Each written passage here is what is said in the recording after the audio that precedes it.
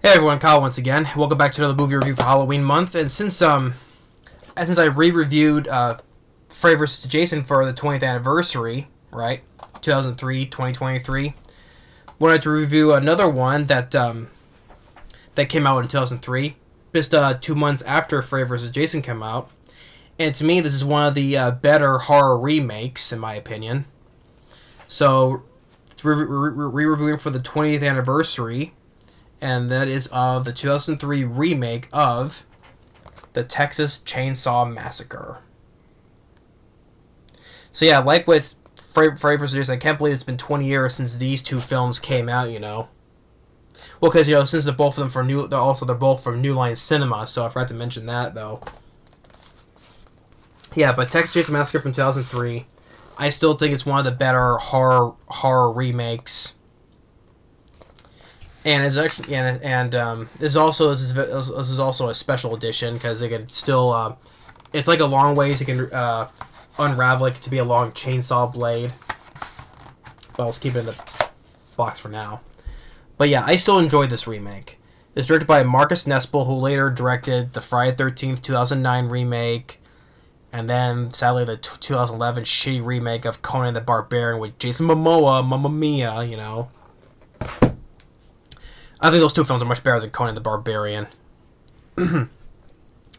But and it's also produced by Michael Bay, because there was this time during that time Michael Bay and his company Platinum Dooms were doing these remakes of horror films, like with this film, and then Amityville Horror, Friday the 13th, the Hitcher remake, even a Nightmare on Elm Street.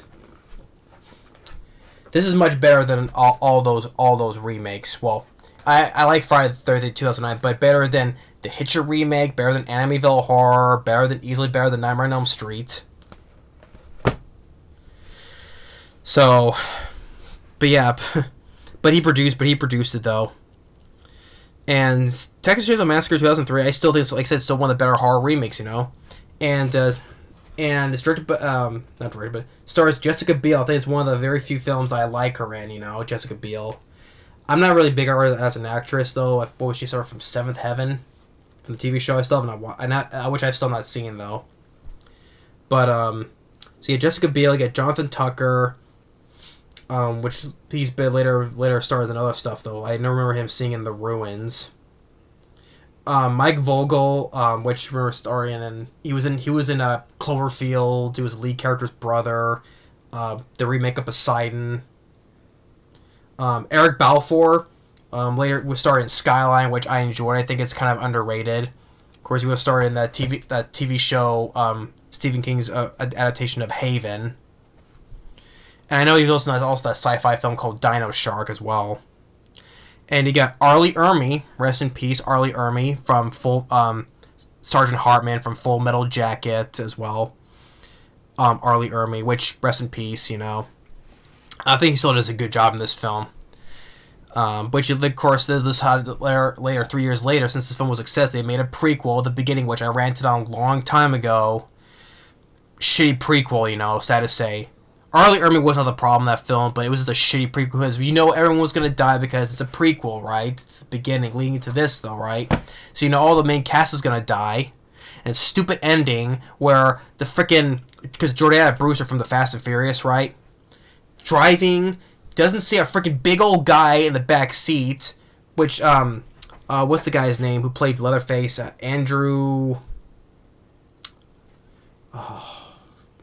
Bernarski, I think it was, who plays Leatherface from both these movies.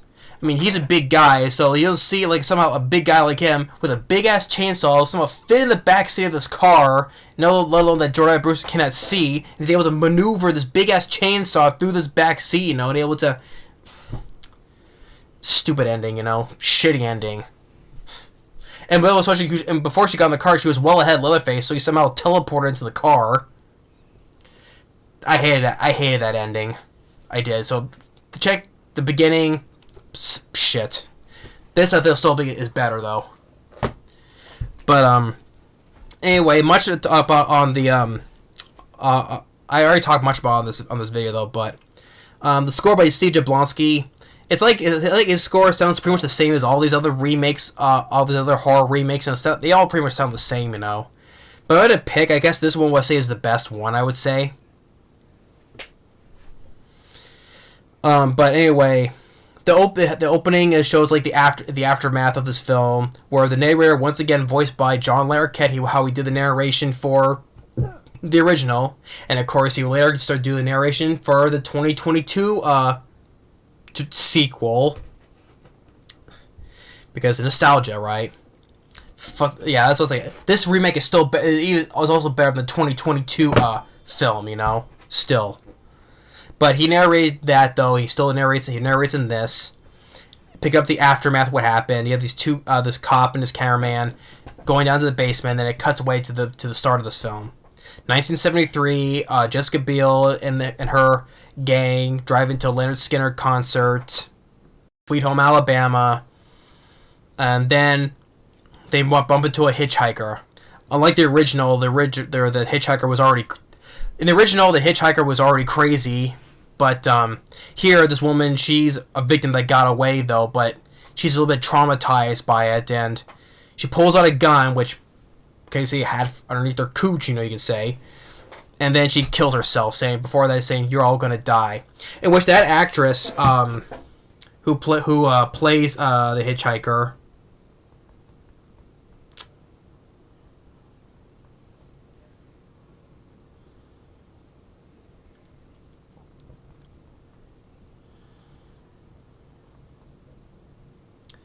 oh, here we go.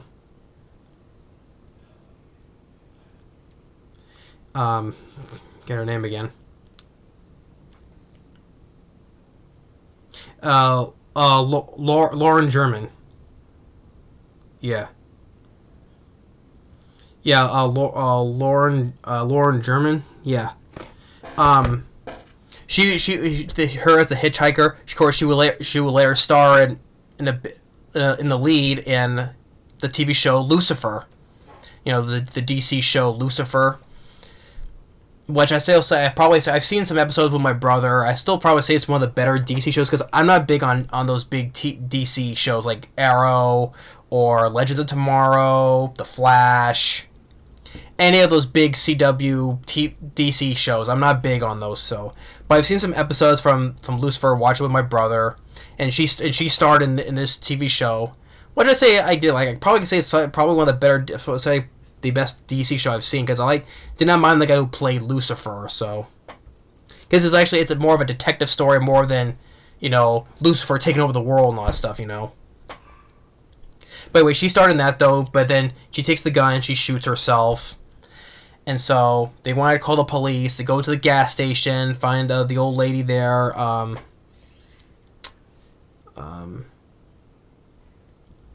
What was it? Played by Marietta Morick, I think. Which comes back in the prequel, but So they go to the mill to wait for the sheriff, and they find a boy named Jedediah, which of course they use that name later in the Texas Chainsaw 3D film. That's Leatherface's name, Jed or Jedediah, you know. And they end up going to the house with Jessica Biel and Eric Balfour. They meet the old guy in the wheelchair, played by what's the guy's name, Terrence something. For his last name, well, but I remember seeing the guy. He was in Crocodile from Tobe Hooper, right? Tobe Hooper's movie of Crocodile. He was the croc hunter, and he had a small appearance in Terminator 2. He was the guy driving the liquid nitrogen truck when he said, "Oh, you okay?" And then Robert Patrick stabs him. Then Eric Balfour, he's in the house, and he gets hit by a sledgehammer like in the original, though. And there was even not in the original where the character Kirk, he was twitching after he got hit. Same thing here. Eric Balfour, he starts twitching before he gets put into the, behind the door, before Leatherface shuts the door. So Jessica Biel leaves. Then by the time Arlie Ermy has arrived and wraps up the body in plastic. And and they take the body and they takes the body away. I always liked Arlie Ermy. Rest in peace to Arlie Ermy from Full Metal Jacket, and I even liked him when he was in Willard. It was the rap film with Crispin Glover. And he's been in other films too. Like I know, like I said, he was a real life drill sergeant, in the army, which he was not. Why I said a lot of times he improvised most of his lines in Full Metal Jacket. I've said that plenty of times, but it's worth repeating because I like Arlie Ermy. Using his sort of his military tone in his roles. Takes the body away. They're looking. Then they look for Kemp, Eric Balfour. They search these cars. They find a jar with the girl, with a picture of the girl and her family, which are pretty much dead. They find some teeth, kind of like the original where Kirk finds a tooth and shows her girlfriend, his girlfriend. So this is Jessica Biel and Mike Vogel. They go back to the house. That's where they get chased by Leatherface. Then Mike Vogel gets his leg cut off. Then it gets put on the meat hook like in the original. And that's when Arlie Ermy interrogates them, and takes Jonathan Tucker because he had the trigger, but it was empty, but he would killed him though, but still. Takes him in his car, smashes the bottle across his face when he loses a tooth. And then Arlie Ermy shows that he's missing some teeth too, as we had to explain in the prequel why he had those no teeth because of that. Kind of figure that because otherwise it's a prequel. So then Leatherface kills Mike Vogel's girlfriend Pepper, which she was wearing a feather vest. That's why you don't see much of it. It's cut away. But you just see feathers, and that's when Leatherface puts Eric Balfour's face on. Then Jessica Biel runs away. She gets captured by the Sawyers and thrown into the basement. Tries to help Mike Vogel off the hook, but he can't. So she mercy kills him. She tells him to do it as a mercy kill, stabs him, and then gets Jonathan Tucker. They get chased by Leatherface, and Jedediah the boy helps him out to lead him to a way to get out of there. They go to this old abandoned house. Jonathan Tucker attacks Leatherface. Basically saves Jessica Biel. He saves her, but he ends up getting killed. Since he's still handcuffed, he gets hang on the chandelier, which I'm surprised that weight of that. This is an old house, right? You think it still wouldn't hold its weight though, but still it ends up does. Then Leatherface cuts him across the groin and he dies. And then we get at the old meat factory. The old meat factory. Then which you get the cool moment where Jessica Biel, she's hiding in the lockers, trying to distract Leatherface, and cuts his arm off. That was a badass moment. Cutting his whole arm off. I also say that was still a badass moment. Just hacking until he just chops his whole arm off. And he screams out in pain. Oh! And then she tries to get in a ride with his truck though, but they're going to the gas station, so forces him to stop. And you get the good moment where she hotwires the cop car, runs over Arlie Ermy. I'm like, good, because he deserves it, because he's a scumbag. Well, the whole family is, because they took in the girl's family. They had a baby. The hitchhiker, her family had a baby, so they took that. It's like Jessica was saying to them, like, that's not your baby. So she snuck around the building, got the baby. So then took the car and runs over Arlie Ermy. Leatherface swipes them as he's driving by, but she's able to get away.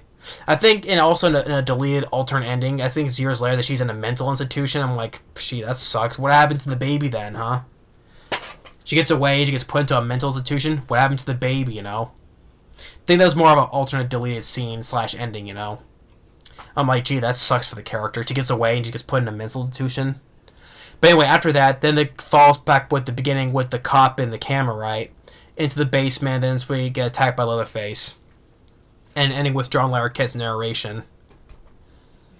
So yeah, I still enjoy the remake. To me, it was one of the better horror remakes. I put up there with like House of Wax. I think it's an underrated one. Dawn of the Dead. Obviously, I like the Friday 13th remake. Yeah, so those are some good horror remakes I like. This is definitely one of them. My brother enjoys this film. One of the things also we agree on, we enjoyed the remake of the Texas Chainsaw Massacre. So yeah, 20 years later, like with Freddy vs. Jason, 20 years later, I still enjoy the remake. It's still one of the best horror remakes. I still stand by that. Jessica Biel, I think she did a pretty decent job. You know, it's one of the roles I liked her in. Arlie Ermy, rest in peace. I still he did a good job. The supporting cast like Mike Vogel, Eric Balfour, Erica Lershin as Pepper, Jonathan Tucker, even for, Lauren German, who later stars in Lucifer. I think she wasn't as told crazy like the original Hitchhiker was though, but still traumatized. But still, she goes off herself. But and it wasn't that much gory like in the original because it tried to just cuts away as a lot of things though. But except for when Mike Vogel got his leg cut off though, that was probably one of the better gory bits. The leg get cut off and the blood splatter on the sheet. Yeah, I was gonna say they think that's pretty much the only best gory bit of the film.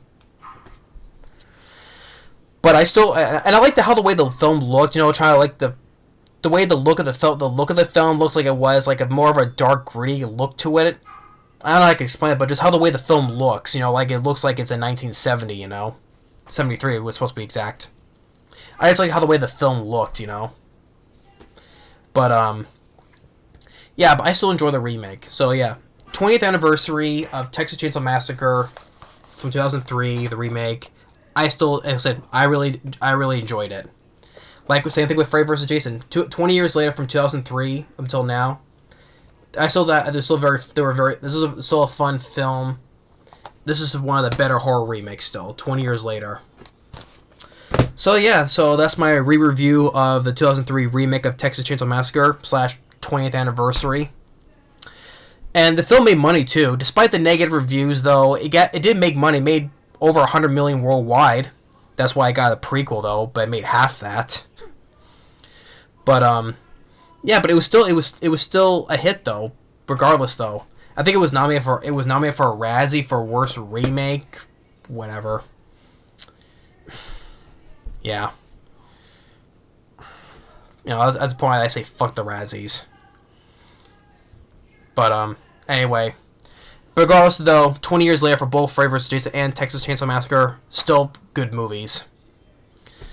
Even though Freddy vs. Jason had not so good characters. Here, I thought the characters here are better. Try to root for like Jessica Biel, like just badass, where she just cuts Leatherface's arm off and runs over Arlie Ermy. Fuck you. Yeah. So I still had fun with the remake. It's still great. But anyway, thanks for watching. Stay tuned for more, and we'll see you next time for more for Halloween month. Later.